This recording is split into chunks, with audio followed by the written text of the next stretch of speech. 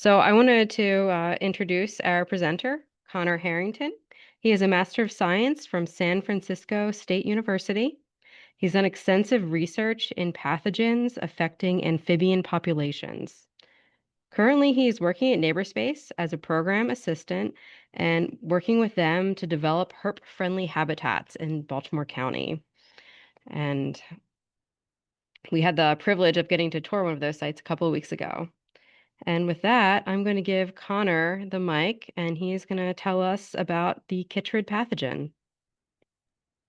Great. Thank you so much, Rebecca. I appreciate the introduction. Hey, everybody. How's it going? Thanks for being here tonight and taking some time to learn a bit about amphibian chytrid. My name's Connor Harrington.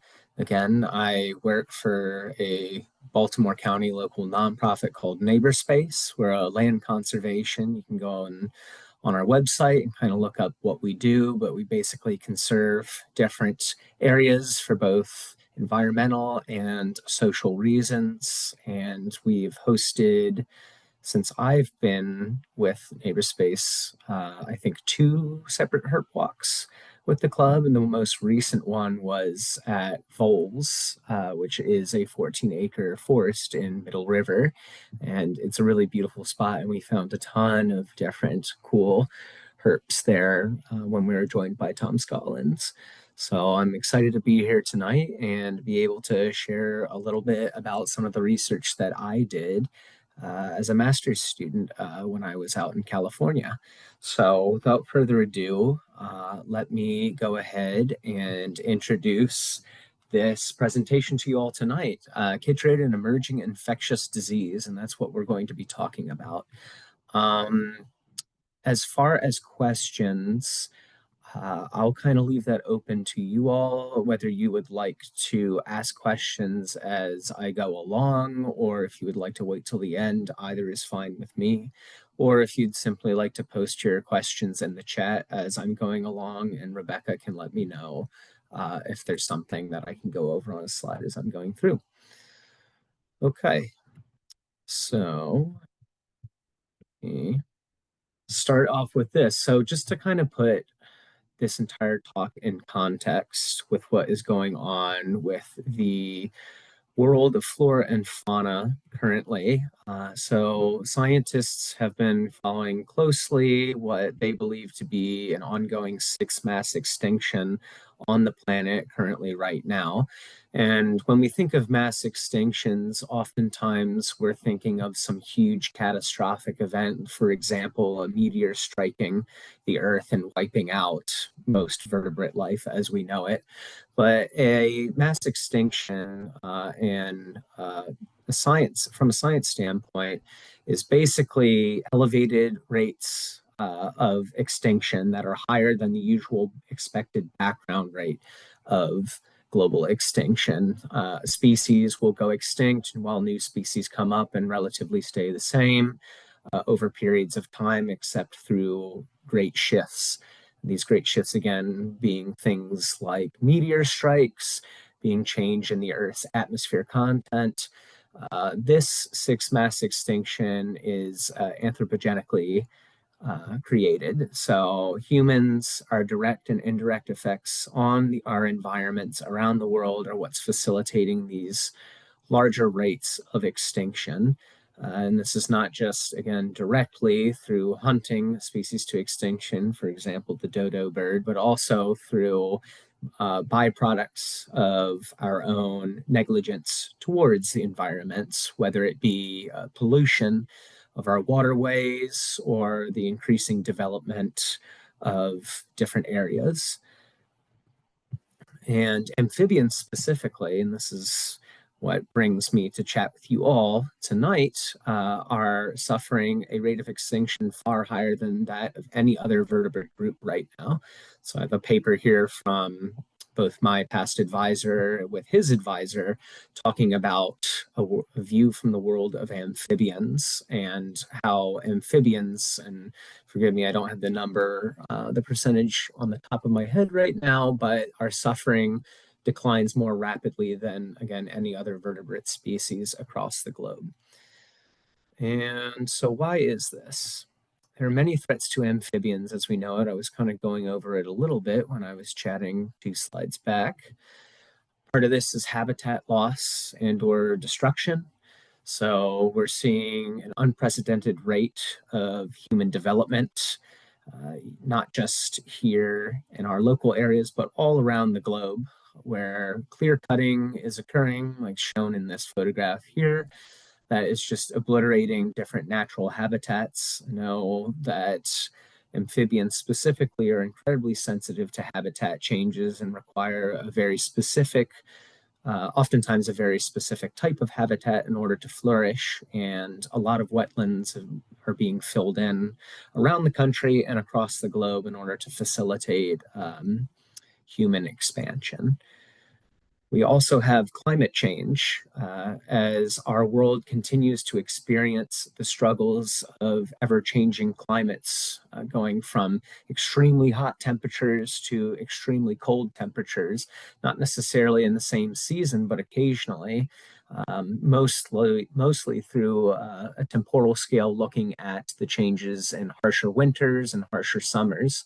And amphibians, like a lot of herps, are extremely sensitive to temperature changes and will oftentimes be one of the first vertebrate species in an ecosystem to begin to noticeably suffer from even what we would consider as people minute changes in temperature.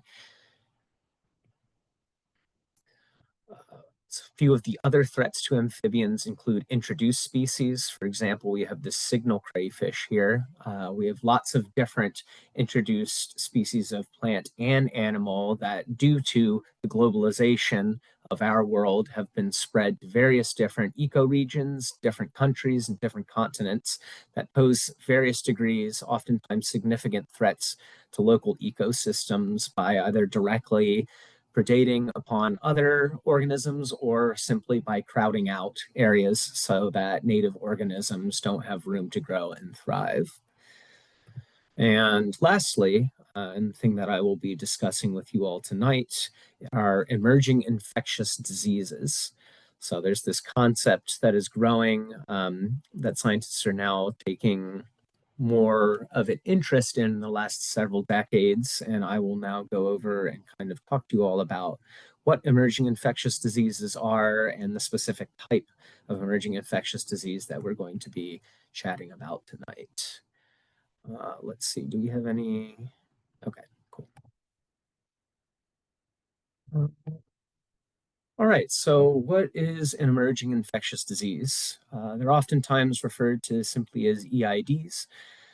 They're merely novel, reemerging, or persistent diseases that affect humans or wildlife in various different degrees, and they can come in many different forms. For example, you can have diseases caused from fungal sources, from viral infections, from bacterial infections. All of these can be grouped under the broad category of emerging infectious diseases. And I've just included a couple of examples, some more well-known examples like COVID-19 and Lyme disease, or things that affect people, things that we're often familiar with because they're directly affecting us in our day-to-day lives and have, in many cases, very recently drastically affected our day-to-day lives. Today, we're going to be talking specifically about one emerging infectious disease. This is called Batrachochytrium dendrobatidis, and that's at least my stab at the pronunciation. And what this is an aquatic fungal pathogen that spreads via zoospores that are released from infected individuals. And so this is something that specifically affects amphibian populations, predominantly Anura, so frogs and toads. But it has been documented in different newts and salamanders as well, albeit not to as drastic of a degree. So this pathogen causes the highly infectious disease chytridiomycosis, or amphibian chytrid, as some of you may have heard it referred to as, which has caused the extinction, is surmised to be well over 200 species of amphibian across the planet since the early 1970s. So this is a much higher level of extinction than you would expect to find naturally over the last several decades. Obviously, something is occurring here. And the origin of this pathogen is debated, some saying that it evolved somewhere in South Africa, others in East Asia. I stick with the group predominantly right now that argues for its origin in the eastern United States of America. And when I start talking about host vectors for it, this will kind of make a little more sense as to why I think it's actually could be considered a native pathogen to our ecoregion, but is so destructive to other parts of the world, for example, Latin America, Europe, the Western United States, so on and so forth. So oftentimes I'll refer to the disease simply as BD. So if I'm going through and I'm saying BD, I'm referring to again, the fungal pathogen that causes this disease, chytridiomycosis. And what we have here is just a very simple graphic that kind of shows the life stages and the movement of this fungal pathogen. So let's start down here where it says motile zoospores. So you can see here there's this flagella that sticks off the end of this spore, which allows it to actually move around in bodies of water. What it will do is it will locate either by means of its own transportation or simply by being brushed upon an amphibian. It will locate a suitable host organism like this dart frog, and it will actually embed in the skin and form what's called a zoosporangium, which is really just this large apparatus that is a factory for creating more of these zoospores. They'll continue to grow, and you'll have this cap here that you can see will eventually be released. And what will escape through these caps will be even more zoospores. And these zoospores will go on to reinfect the host individual, or they will spread to infect new individuals. And it can be lethal, and is, in fact, like I was just saying, quite lethal to many different species of amphibians. So oftentimes you will see different skin lesions that are associated with this fungal pathogen affecting certain frog species, and it will cause mortality, unfortunately, in lots of different individuals. Predominantly individuals are going to be suffering sublethal effects from it, which oftentimes for your amphibians, which will be more than likely a prey species, it'll turn into lethal effects. It'll slow them down or will cause them to suffer to a degree that they're not able to escape from predators. And I'm not going to be talking, well, I'll go over very simply in this next graphic, actually. This is a little more of an in-depth look at how zoospores infect the skin of an individual. And I'll kind of talk about the ways in which it goes about causing mortality. So you can see here again, you have these zoospores that are finding the skin of an individual and insisting in them. And what they will do is they will grow inside the skin cells, developing more zoospores. And those caps that I had just shown will kind of sprout out of the skin. The skin will begin to peel off in layers, releasing these zoospores to then go ahead, reinfect the same individual if it is still alive, or to infect other individuals that may be around it, either others of the same species or others of different species of amphibians that are existing in a location. And basically, the reason why this is so detrimental to species of amphibians is because all amphibians breathe through their skin.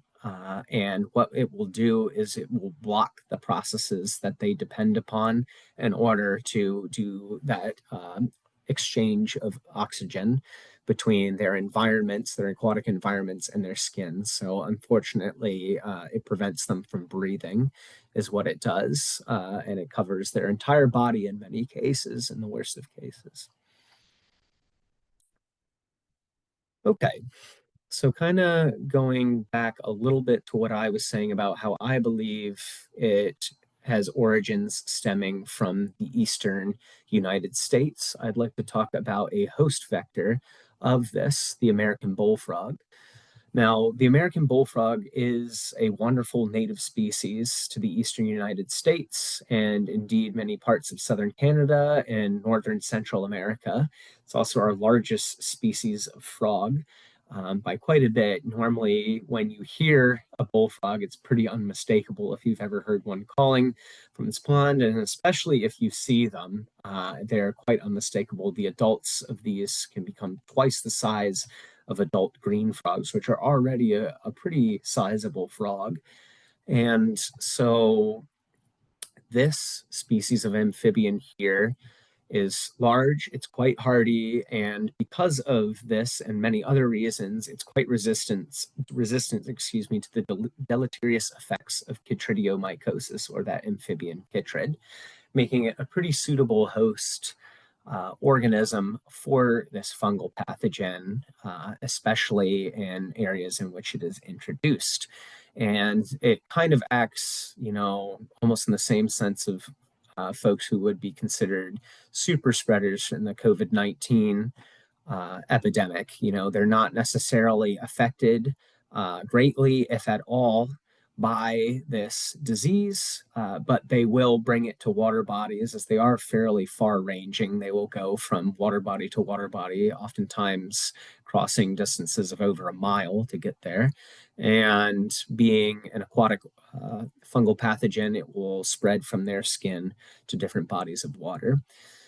Another important thing about chytridiomycosis, about the fungal pathogen that causes it specifically, BD, is that it can survive out of water and in dry conditions for a week to 2 weeks at a time, sometimes even longer. So these frogs will have it on their skin, they'll leave a certain body of water and travel to a new one and spread it there. So the reason why this becomes a problem, why our friendly backyard bullfrog has become quite an issue, especially related to this disease across the world, is that it has been introduced globally to over 40 different countries, and it now currently resides in feral populations or otherwise in all continents outside of Antarctica. So quite a large range, considering its native range is, eastern North America. And the reason for these invasions stem directly from humans' globalization, both from their use of the animal as a food product. You see here, this is a bullfrog farm, actually. You'll find these really all over the planet where folks consume frog legs as a source of food or as a delicacy, whatever it may be. Bullfrogs are, generally speaking, larger than most native species of frog found throughout Europe, Asia, even South America. And so they are imported because they're hardy, they're easy to breed, and you can harvest them for their legs. They're also spread around via the pet trade. People will keep bullfrogs all over the world as pets. Again, it's a very hardy organism. It's easy to take care of, doesn't require a whole lot. And in fact, you can really go to many different stores, especially online these days, and order bullfrog tadpoles by the hundreds. And this is something that can be done in many different countries, and especially in the Western United States, is something if you just decide that you want to have frogs in your backyard pond, you can order a couple hundred of them for a relatively cheap amount and just release them.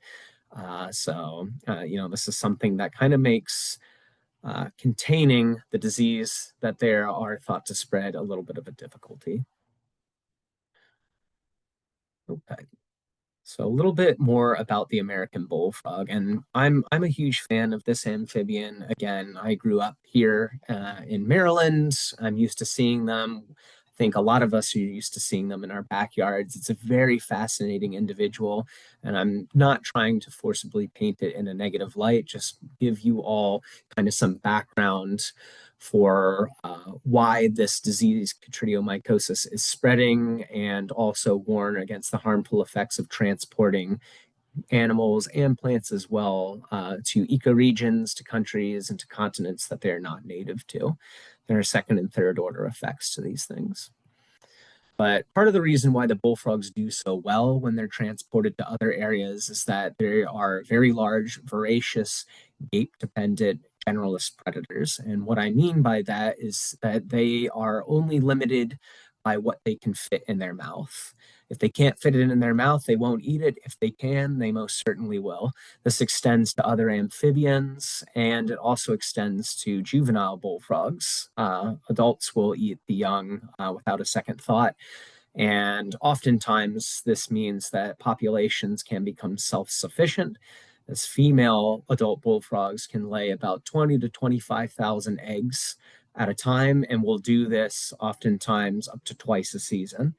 So you're only going to have a select number of large mature bullfrogs at the top that have basically an unlimited food supply in these areas that they move to, that they have been transported to, and due to the fact that there are no natural predators, this kind of issue compounds itself. Talking about the tadpoles, though, they'll oftentimes outcompete tadpoles in other areas that they're introduced around the globe because predominantly their size. Any of y'all who have seen American bullfrog tadpoles will recognize them pretty much right away compared to any other tadpole. They can be about the size of a golf ball. They're quite large. You can almost mistake them for fish at a distance. And the reason for this is because they will be found overwintering in large bodies of water for 2, sometimes maybe 3 years before metamorphosing into bullfrogs themselves. And again, this species of frog has been implicated in the spread of the emerging fungal pathogen Batrachochytrium dendrobatidis, like I've stated. Again, because it is so resistant to it, but it can still spread it on to less resistant amphibians. And it's for this reason that and several other reasons that I'm happy to discuss later over email with folks, that's why I think that this pathogen has its origins in the eastern US, as it seems very likely that the American bullfrog and this pathogen grew up side by side. A lot of our native amphibians, our more common native amphibians around here, are also fairly unsusceptible, or not as susceptible, I should say, to the pathogen as species around the globe.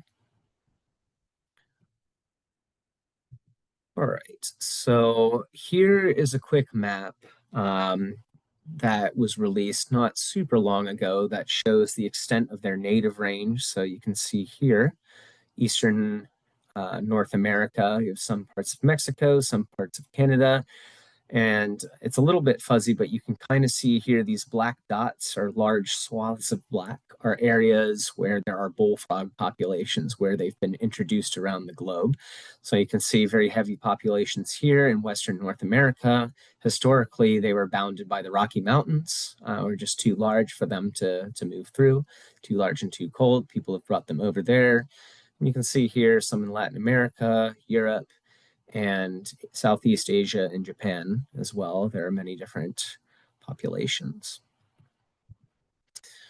Okay, so before I go further into this talk, does anybody have any questions for me right now? Kind of just off of the background information that I've given with the disease itself, how the bullfrog transmits it, and that sort of interaction.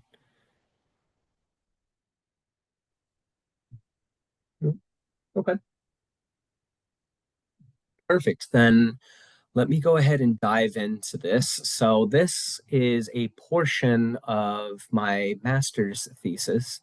Let's see, someone mention how they found it. Yep.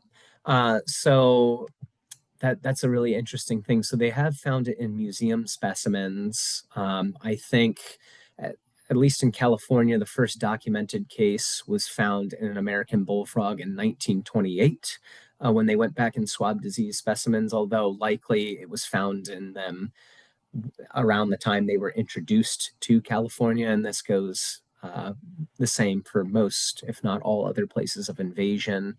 It's just that after a certain degree of time, especially in formalin, that DNA breaks down and becomes unreadable.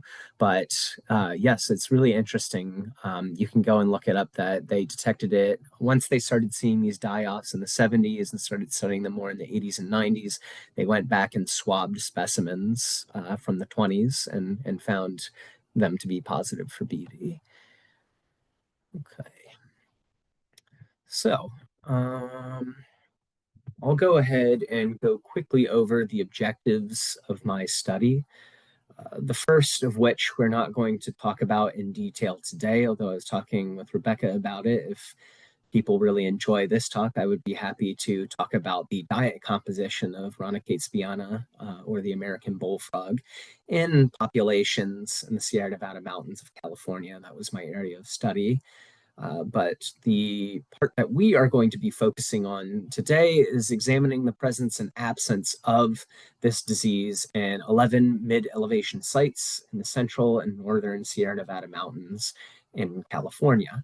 And just, I figured it would be interesting to kind of pair the idea and the background of this disease and pathogen with a little bit of direct examination and from some of my experiences studying it rather than giving a very general overview throughout the whole time. So, talking about American bullfrogs, and let's see, I do have a question here that I'll answer. So somebody asked, how specific are these fungal agents, the amphibians? Do they only colonize animals? Do the funguses have a normal life cycle otherwise, with amphibians being just ancillary connections? So these fungal agents are completely specific to amphibians. They're not known to infect any other type of organism, plants, animals, vertebrates, or otherwise. They, however, can be carried oftentimes on the feathers of shorebirds or ducks, or through some other means. I'll get to this a little bit later, through humans tracking it on their boots or clothing from one site to another. And because of that, they can be spread from site to site, but they will only infect amphibians. There's no documented cases in humans or any other kind of species like that. If that answers your question. Okay. So American bullfrogs were introduced in California around the late 1890s, and spread from their two points of origin, which I believe was populations in Sacramento and populations in San Francisco, throughout the rest of the state, with a lot of these coastal cities and a lot of the central part of California becoming invaded. Here, outlined in red, is a very rough approximation of where the Sierra Nevada mountains exist. In California, they do go into Nevada at some point, and you can kind of see here that bullfrog populations, the mountains kind of crest here in this line where you're not seeing anything. There are no bullfrogs in the high Sierras at this point. And that's due to a mixture of temperature extremes as well as verticality becoming an issue, with the bullfrogs not being able to climb up there. But they have been introduced by humans and by their own means into the lower foothills and the mid ranges of the Sierra Nevada mountains. And one thing that I always thought was interesting is that they were brought over specifically as a food source for miners during the second gold rush, actually. So any of y'all who have spent any time in California who might be familiar with some California amphibians, the red-legged frog is currently a critically listed amphibian out there that was once incredibly widespread, due to a variety of reasons, predominantly because they're so susceptible to this disease that, again, I believe there's strong evidence to suggest was brought over with the bullfrogs themselves. And also, the whole reason and impetus for bringing the frogs over is because those gold miners ended up eating up most of the red legged frog populations. A lot of these folks were from out east, and knowing the American bullfrog from their own backyards, they brought it over and stocked it, and it has remained ever since. And this region here of California, the Sierra Nevada, is home to many species of threatened amphibians, two of which have a current range overlap with the introduced bullfrog, that being Ranoboilii, the foothill yellow-legged frog, and Anaxyrus boreas, which is the western toad and is very similar to our own American toad that we have out east. Okay. So a lot of the pictures that I have for you all here tonight is a bunch of stuff that I took when I was out and about in the field.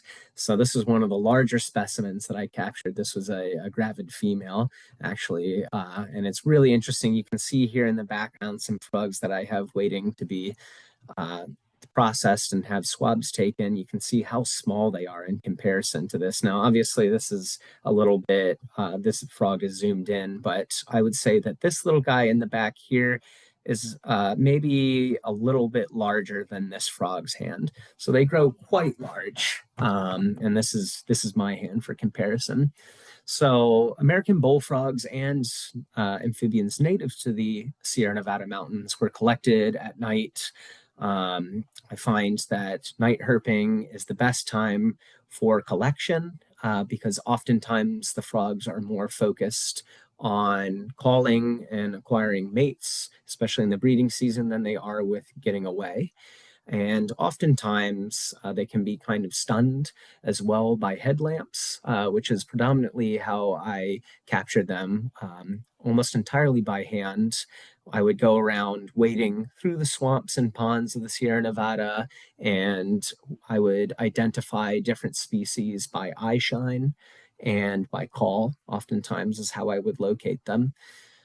And once I caught the bullfrogs specifically, the individuals were determined to be adults or juveniles based on their size. And this was done in order to make a rudimentary comparison between prey selection and diet differences in the different life stages. And again, that is something that I'd be happy to talk about at a later point. But we are predominantly focused on the detection of this fungal pathogen. So you can see here we've got a pair of amphibians. On the left, we have a juvenile bullfrog, and on the right, we have an adult Pseudacris regilla, or a Pacific chorus frog. So four main amphibians were captured by myself during this time, predominantly bullfrogs and chorus frogs, although I had a pair of western toads and I think 7 Tarica turosa, which is the California newt, and I have some great pictures of them. They're really cute, gorgeous individuals. So basically, all you have to do when collecting swabs for this fungal pathogen, you take these scientific grade sterilized um, swabs that come in these individual packages, and you swab the stomach, the sides, underneath the hands, the hind legs, and the thighs, all 5 times each. Then you take that and you put them into these vials. There's a fun little trick that you have to learn to get used to where you're snapping the top of this, because this is quite long, in order to fit in these little vials that you will then take and process in the lab. This is a fun thing here too that I always like to mention for people. Coarse frogs, and in fact most tree frogs, when you're swabbing them, if you're giving them, they'll hold on to the swabs themselves, or if you give them a pencil or something, it's their natural inclination just to grip onto it. So I always think it's quite funny showing this picture of this female coarse frog, I believe, that's gripping onto this, kind of like holding a mic. Okay, so once I collected all of my samples out in the fields and I got back to the lab in the fall after an entire summer spent out in the Sierra Nevada, camping and collecting amphibians, I would take these skin swabs and extract them basically. So you're taking the swab, you're combining it with a series of primers in order to filter for the DNA of the disease, or excuse me, of the fungal pathogen in question, separating it from all the other DNA that exists on the skin of the frogs. What you do is run a qPCR, which stands for quantitative polymerase chain reaction, I believe is the term. What all of that means, that fancy name, is you are programming the computer to examine a series of controls, both positive and negative controls, in order to, one, understand what you're asking it to identify, and two, to be able to check that against all of your experimental swabs. And we identified positives as any unknown samples from amphibians that we collected that had a zoospore quantity greater than 0. So very, very simple. And what this does is after doing the first step where you take the DNA that you're looking for. You feed it to the computer, it identifies the DNA, matches it up with the controls, and then it multiplies that DNA by a bajillion times. It's not that much, but it rapidly multiplies this in order for the computer to be able to recognize it, because sometimes you have infections that are relatively low and some that are relatively high, and it's hard to view that in a graphical sense unless you're expanding that infection via a standard. And so that's kind of how we went and got all of our infection data that I will share with you all in a moment. Here's a picture of a California newt that I had captured and swabbed. They're really cute little things, and they are aquatic to a certain degree. They'll also come on land. You'll find them walking around and then dipping in. So they're not fully aquatic like some. I think that's very typical of newts, but not fully aquatic like lots of species of salamanders. So again, we generated infection intensity data to correctly quantify the number of zoospore equivalents on each skin swab. So that's, like I was just saying, we're not counting the actual infection. We're multiplying that by a certain number in order to be able to view it graphically. Occasionally you'll have, otherwise you would have a graph that would kind of look like nothing and then a huge blip and then nothing again because of the way that certain amphibians become infected. Okay. So here's the results of my skin swab collections. A total of 275 amphibians were swabbed, predominantly over the course of 2 summer field seasons, though I had a couple that were from a previous field season that I factored into my study. Of the 275, we had 151 that tested positive for BD, so well over half were found to have this fungal pathogen. 60% of the bullfrogs that I tested were found to have it, whereas only 50% of the the Pacific chorus frog was found to have an infection. And you can see here that the two western toads that I sampled, neither of them had any infection, which makes sense for them because they are not very susceptible because of how warty their dermal layer is. And again, like I was saying previously, it's not usually found to be too common in salamander and newt populations. There is actually a very similarly related yet different fungal pathogen called B. sal that as of yet has not made it to the United States. There are at least no recorded observations in the United States, but is currently having a drastic negative effect on salamander populations in other parts of the globe. We have a question in the chat. Were all of these collection times at different sites? Otherwise, could you have tested the same individuals twice, possibly? So these were collected at different sites. So I will kind of go through in a moment, I think the next slide, or if not the next, then a following one, and kind of give the breakdown of the different sites that I tested. The other way that I helped to try to account for repeatability is that every time I visited I visited a site 3 nights each in a row, and each night that I visited the site, I would canvass a different area of the water body. Now, that's not, a foolproof method to ensure that you're getting different individuals, but it does help to account for a great degree of that, because oftentimes I'm catching calling males, and calling males are returning more than likely to the same spot each night during a breeding season. And so by focusing on different parts of a certain lake or pond, I can oftentimes cover a pretty reasonable, an accurate group subset, I'll say, of a population at any given water body. Let's see. Yeah, no problem. Okay. So here we go. I'll kind of go through right now the sites that I had. So I had 9 separate sites for my study, plus an additional two. 9 of them were in the northern Sierras, and an additional 2 of them, which were only bullfrogs, were in the southern Sierras. And those I did not include in my infection study. I merely included them in my diet study because I joined a National Park Service crew, and what they do during their bullfrog removals is they kind of gather them all up in these big bags and all of the frogs mixed. And so it was, impossible to tell which individuals are infected versus which weren't.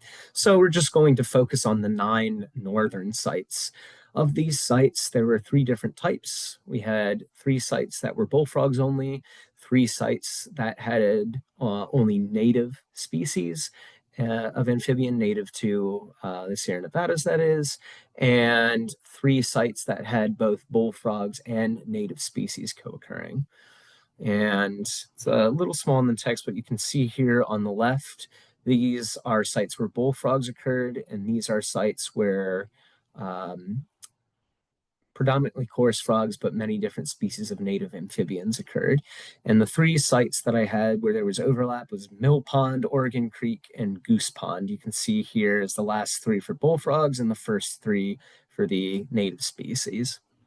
So American bullfrog populations, these 6 here, wherever they were found, had an infection prevalence of almost 60% or greater. Now, due to the number of individuals at each site being highly variable, that's why you're seeing 60% total of bullfrogs being infected on the previous slide, as opposed to it, kind of following some of these more outlier populations, especially this one where there was only 1 bullfrog captured and it was found to be infected. But still, that's pretty interesting. And when I kind of go through the discussion, I'll kind of talk about how that does actually differ from a lot of current studies and previous studies done on bullfrogs with regards to this pathogen. Another interesting thing was the infection prevalence of Pseudacris populations, this chorus frog, which was the predominant native species of amphibian that I was running across while in the mountains. You have most of the amphibians, it seems here, native amphibians, having very low, if any, infection recorded on them on sites where they co-occur with bullfrogs. Whereas the sites where they're found separately from bullfrogs, they seem to have a higher percentage of overall infection, which is super interesting because, again, thinking about the American bullfrog as a host species, you would think that in areas in which they overlap and co-occur with native amphibian species that you would find higher levels of infection. That's something that I will go over in a little bit as well, that we've brainstormed and thought about some interesting ways as to why that might be. All right. Out of the 151 individuals that were found to be positive for BD, only 15 of them hit what we would consider to be that lethal threshold, or the threshold where mortality begins to be observed in certain species of frogs. And that's going to be an infection intensity anywhere greater than 10,000 or above. And you can see many of them have infection intensities that are way far above 10,000. And in fact, a lot of them are chorus frogs, interestingly enough. Again, something I'll chat about in the discussion, but I thought it was very interesting. These 4 down here, these 4 chorus frogs were the only 4 that were captured at a site where no bullfrogs were found, and they ended up having the highest level of infection, which I thought was very interesting and not at all intuitive to what I had originally thought going into this experiment. So for zoospore counts of 10,000 or greater, you're generally thinking of mortality for many species of amphibians. Again, American bullfrogs are not super susceptible, so it's not surprising that we're seeing individuals with relatively high levels of infection intensity without any sign of lesions or any sign of suffering from chytridiomycosis. Pseudacris regilla is actually being studied as another potential reservoir host of this in outside of the native range of the bullfrogs, which is something very interesting that I discovered as I was going through my project, though it is not something that has been highly documented to date. There's only been one or two studies that have looked at this amphibian, the Pacific horse frog, as a potential second reservoir host. And this maybe starts to shed some light on the unfolding situation in the Sierras, where we're finding predominantly two species of amphibians at these lower and mid elevation sites. The species richness is not nearly as high as you would think it would be. And in fact, those other amphibians that I previously mentioned that were once abundant and are now threatened, the foothill yellow-legged frog and the western toad, you're just not finding them in any reasonable capacity whatsoever, if at all. In fact, none of my sites, which historically would have had yellow-legged frogs, had any at all. They were completely taken over by bullfrogs or the remnants of Pseudacris populations. Okay.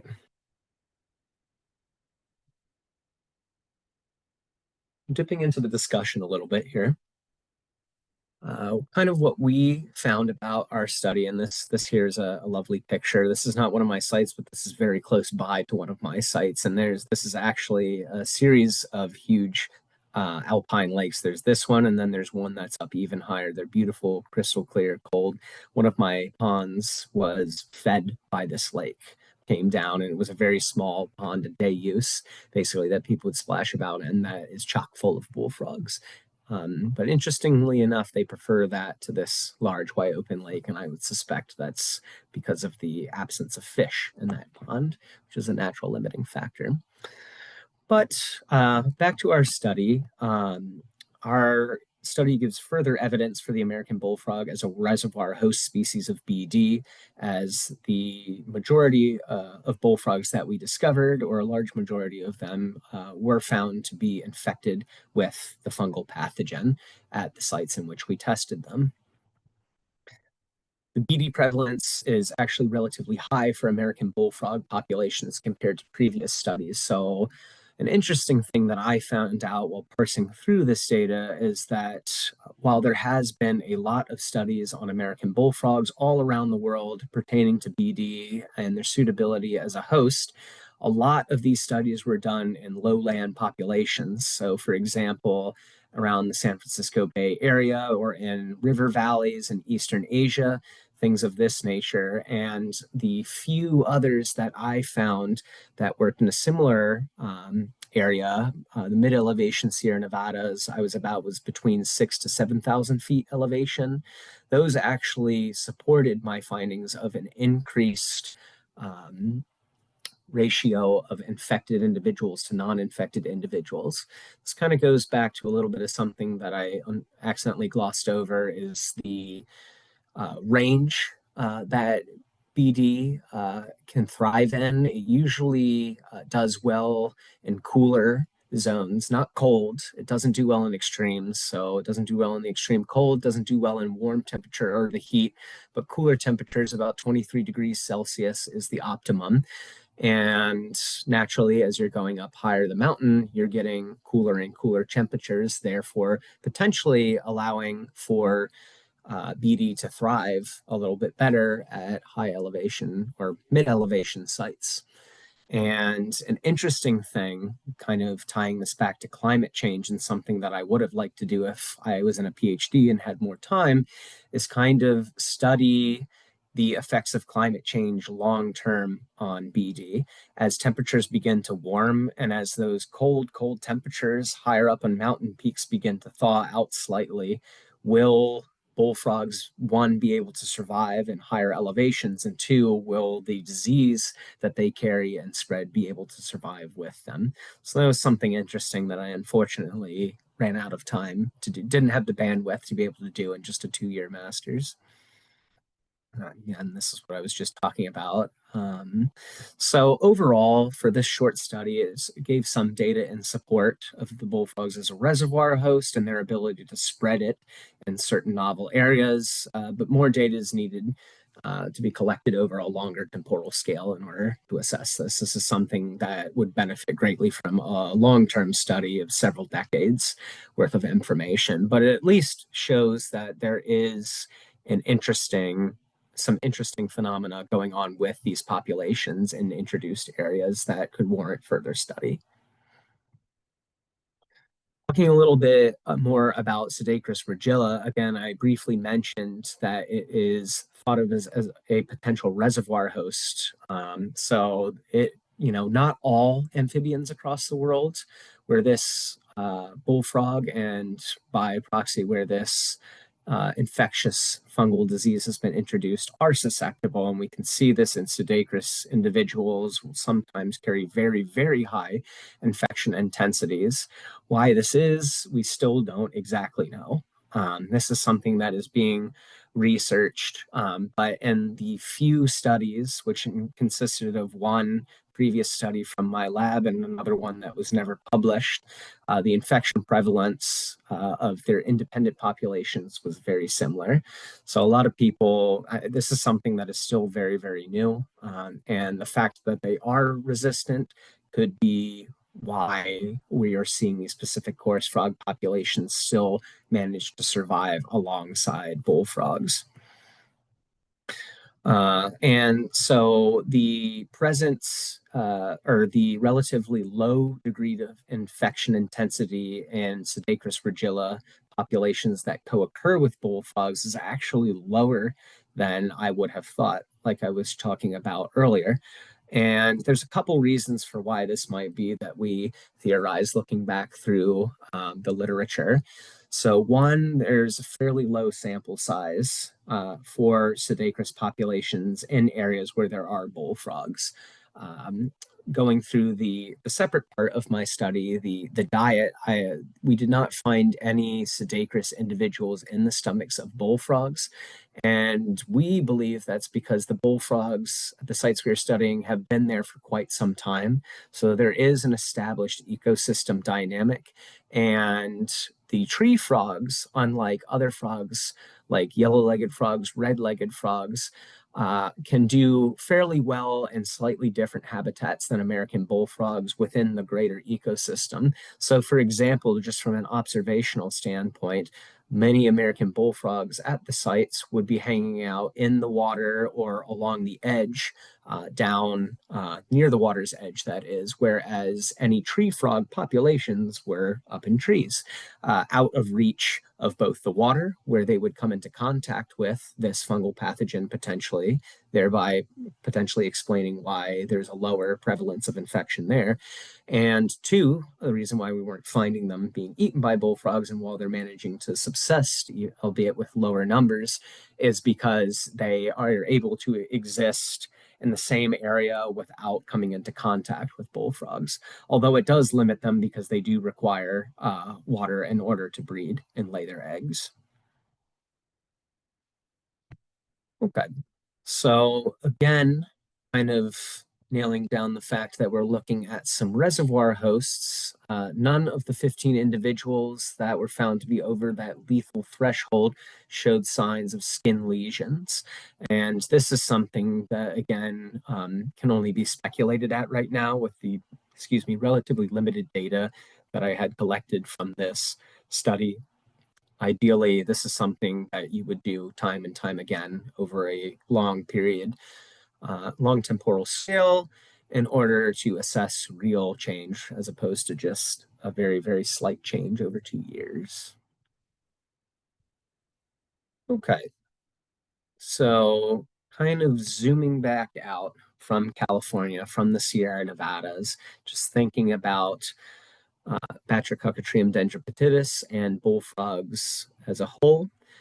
So American bullfrogs do, in fact, have the potential to affect wildlife communities, not just in the Sierra Nevada, but globally where they have been introduced. The literature supports this. If you examine areas that have been invaded by bullfrogs in various different parts of the world, you can see that there is kind of both this direct and indirect effect that they have on amphibian populations, the direct being predation, the indirect being displacement and or the transmission of this pathogen. Again, I'd like to make the important note that this species of frog that I've been dragging through the mud in this presentation is native to Maryland, and it therefore should be treated with care in our natural environments because it plays a very important role in local ecosystems. The American bullfrog has been here in Eastern North America for quite some time. It is an extremely important creature. It's something that I really love. It's one of my favorite amphibians. And just because I've studied it from the other side of the fence doesn't mean that I think that it is no good. And I'd like people, to remember because a lot of times when I give this talk, especially for folks that are just learning about the concept of native and invasive species, they might look at the bullfrog in an unfavorable light. And that's not something I want you to walk away from today, especially going out in your backyards and seeing bullfrogs. But it does highlight the fact that bullfrogs and other plants and animals should not be transported outside of their native region because their potential for becoming invasive is too great, and the effects that they will have on different ecosystems can be wildly variable, but oftentimes detrimental, both economically, environmentally, so on and so forth. So I've gone through a lot of heavier information today. Now I'd like to give you just a very brief view of some things that you can keep in mind and some things that you can do now that you've learned a little bit about this fungal pathogen and the prevention of the spread of this fungal pathogen, as well as creating safer habitat for our amphibians. So firstly is prevention spread. So cleaning waders, boots, other footwear when moving between aquatic environments in a short period of time. So for example, if you're maybe going to multiple different herp spots in a single day, think about cleaning your footwear or boots with a 5 to 10% bleach solution. Just have it in a bottle, spray them quick, dunk them in water, and you're good to go. If you're going once a month from one site to another site, not nearly as big of a problem. Can survive out of water for a period of time, but not indefinitely. It's also here in Eastern North America, it's definitely something to keep in mind, but especially the fact that I believe that that it did originate in this part of the country, that, while keeping prevention spread in mind, it's not nearly as important as perhaps going and visiting other places in the United States or other places globally, especially for you all who are interested in herps and may be able to convince your family or spouses to sneak away for a day on vacation to check out the local herpetofauna. Just keep this in mind, when you're going from site to site. Another important thing is the education aspect. So now that you know a little bit about it, feel free to share this information that you know with others, especially those who live outside of our ecoregion.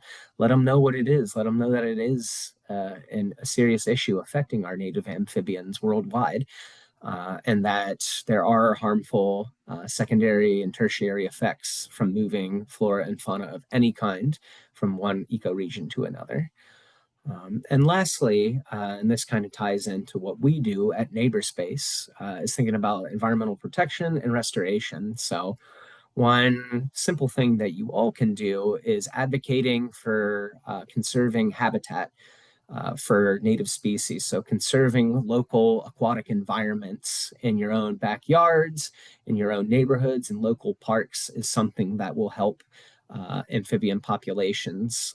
Keeping these places clean, unpolluted, and in existence is something that will help amphibian populations to stay healthy and strong, and therefore be able to resist harmful effects of diseases, not only like BD, but others that are introduced as our world becomes more and more global. So that's what I have for you all today. Thank you so much for having me tonight. It was a real pleasure to be able to talk about one of my many, many passions, which is the American bullfrog. And I hope everybody enjoyed this tonight and got something out of it.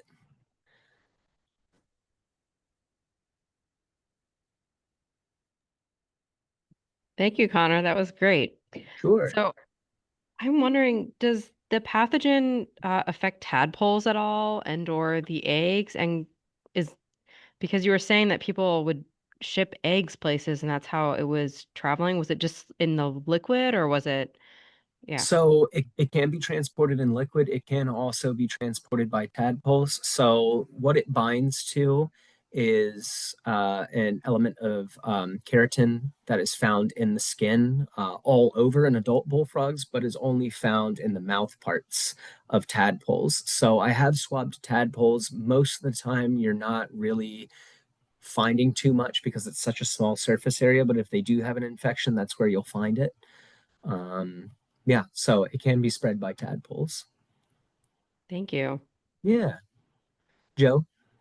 Yeah, Connor, were you involved with the uh, BD study that was published in California Agriculture when you were I in California?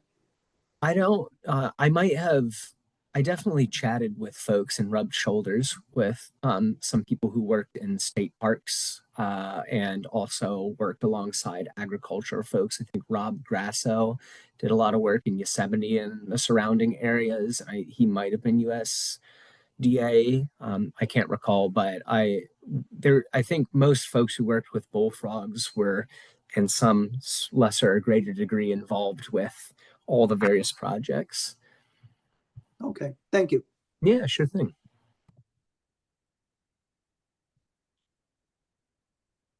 Okay. Any other questions? Happy to answer anything at all or just to talk about bullfrogs.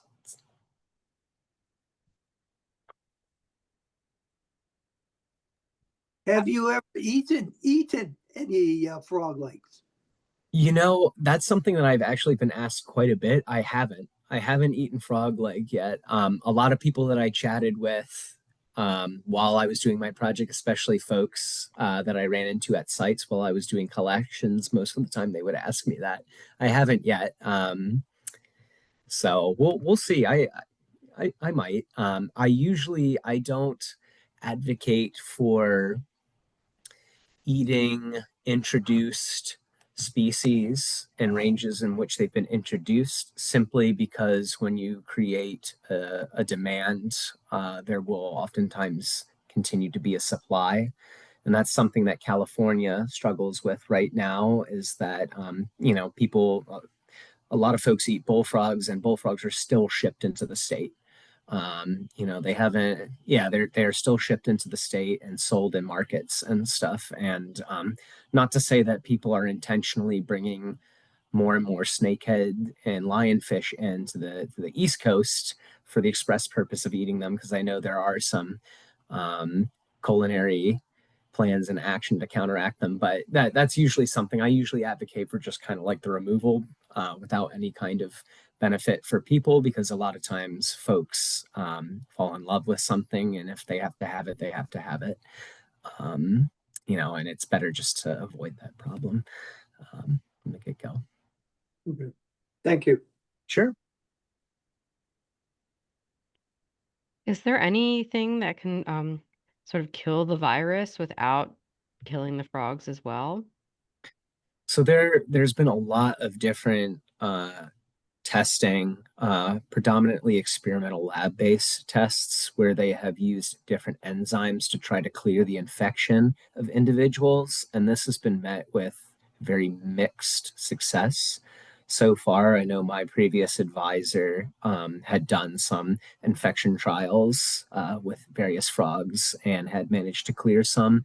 The difficult part is that proving something in a lab uh, is, you know, barely scraping the iceberg. When you put it out into the environment, you have to deal with all the natural controls, everything that you are aware of, and of course, all the things that you are not aware of. And so we have, as of yet, as far as I know, been unable to come up with a solution. It's mostly just prevention at this point and keeping an eye on populations. Um, so we'll see. Fingers crossed. In the coming decades, scientists will be able to find something that can be implemented in the wild in order to slow this down. So we'll see. There's a question in the chat. Does it affect amphibians that are in flowing water, streams, rivers, etc., or mostly stationary water and ponds and lakes? I think it can it definitely affect amphibians and flowing water. Most of the time, you're going to be finding it in stationary bodies of water. Um, just because the way that the fungal pathogen itself moves, it can move to a certain extent, but it can't fight against flowing water. So oftentimes, I think you would find that in like little crevices and pools to the side of these streams. And then frogs that are going to be in the stream are also going to be in these catches off to the side. So for frogs that exist exclusively in like fast moving streams, they might not suffer from it as much, although that is just speculation. I'd actually really like to know that. I don't know that. How are bullfrog populations doing in the state? In Maryland, Mm-hmm. they're doing quite well, thankfully. The same traits that make them so successful all around the world make them perfectly happy and successful here in Maryland. And on the East Coast, you're not going to see explosions of them like you would in other states. In California, for example, in like cattle ponds, occasionally you won't even be able to see the water because it's covered in eyes. That's how many bullfrogs are in the pond. But you're not going to have something like that out here because you have natural controls, diseases, predators, especially. Um, Many things eat bullfrogs, and that's a huge thing. But they're doing just fine. They exist in large, constant bodies of water because they need permanent bodies of water in order for their tadpoles to overwinter. So a lot of times in invaded areas, the places where you're going to find successful amphibian populations are in vernal or ephemeral ponds because bullfrogs aren't going to prioritize those. Yeah, interesting point in eat or not for invasives. Yeah, no, that's just like a personal thing for me. There are many other scientists that advocate for eating invasive animals and plant species as a method of um, control. And, it does work in some situations. I just think that, again, just thinking simply about supply and demand, oftentimes when you give somebody something, it's very hard to convince them to give it up, regardless of how large or small it is. People don't like to be told what they can't do, regardless of how much it actually affects them. So it's just one of those things that I always just kind of cut straight to the point with that. Are salamanders plagued with this as much as frogs? No, not really. It has been found in salamanders. It doesn't affect them to the same degree or as catastrophically as it does with Anera, which is the frogs and toads. But, excuse me, I was kind of mentioning offhand before that there is BSAL, is the short for Batrachochytrium salamandriforans or something like that. And that is a fungal pathogen that affects salamanders quite drastically. And knock on wood, it has not been documented in the mainland United States yet. I think it's a significant problem in Europe. So a lot of scientists over there are running around trying to deal with that as well. So that's something that all emerging infectious disease scientists working with amphibians are on high alert for at all of their sites. They just are continuously running tests to make sure that they're not finding it in their populations.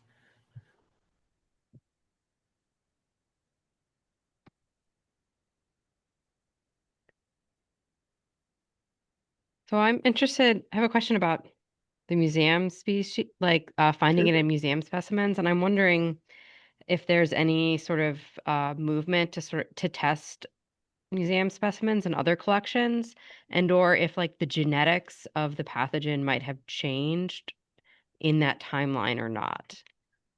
Yeah, so Definitely swapping museum specimens. There are several studies out there that are entirely or to some degree incorporate museum specimens as part of the study itself. I was briefly talking about how some specimens in California from the 20s were swabbed just to kind of get in to try to understand when this arrived in California. And I don't think I believe it goes back any further than that. Bullfrogs, however, were documented in California. I think like 1896 or 97 is when they were first found. And I can't I can't recall exactly, but places where BD was first identified in museum specimens are places that were identified as bullfrog introduction points, basically. So there is, it's not to say that that is exactly what's happening. That hasn't been proven yet, but there is a strong correlation between bullfrog introductions and the spread of BD in California. And this is something that can be seen in other parts of the world as well. There are other species of amphibians that are introduced worldwide. For example, the African clawed frog might be known to some people. That used to be used extensively in the medical field, actually to test for human pregnancy. And after they were utilized, a lot of times populations, or when that became something that was not necessary anymore, they released populations in the surrounding areas, and they carry very high infection rates and can spread it as well. So it's not just the bullfrog around the world. There are a couple others, but it's one of the primary movers, I think. Thank you. I think it would be interesting to look Yeah, at sure. museum specimens on the East Coast from Mm-hmm. earlier than the 1896 period to see whether or Mm-hmm. not it might give you a better idea as to whether or not its origin was in the Eastern Absolutely. US. Yeah, absolutely. I think the tough thing that scientists, the wall that they find themselves running into right now, is that the preservatives that are used to keep the specimens also uh, break down that DNA over time. So the DNA that you take in any regard from museum specimens becomes less and less reliable over time. And so I think many specimens that were more than likely infected, it's going to be hard to test for that simply because of the amount of time that has passed by, especially with a lot of older specimens that are preserved in formalin rather than ethanol. It's a very strong substance. And actually, you had a second part of your question that I was meaning to bring up, the genealogy of the disease. So, my lab specifically studied the presence and absence of it. There's another lab um, in California, and there are several different labs that actually study BD lineages when where they're found, when they split, because there are several different types of BD within the overall catch all, and not all of them are as lethal as others. I'm unfortunately not as familiar with the details of that, but it has changed over time. And a lot of that work also points towards the original and most lethal kind, the kind that often causes chytridiomycosis, coming from the eastern United States, and that strains basically of this that are found in other parts of the world can be traced back towards an origin point. Thank you. Sure, no problem. Does anybody else have any other questions? I see a lot of thank yous in the chat. Yeah, hopefully everybody enjoyed it and it was very informative. And again, if everybody liked it, I'd be happy to coordinate with you, Rebecca, sometime in the spring, maybe to chat about the second part of this. People are interested in hearing about stomach contents, insects, all that sort of thing. Well, thank you so much. Yeah, of course. Anytime.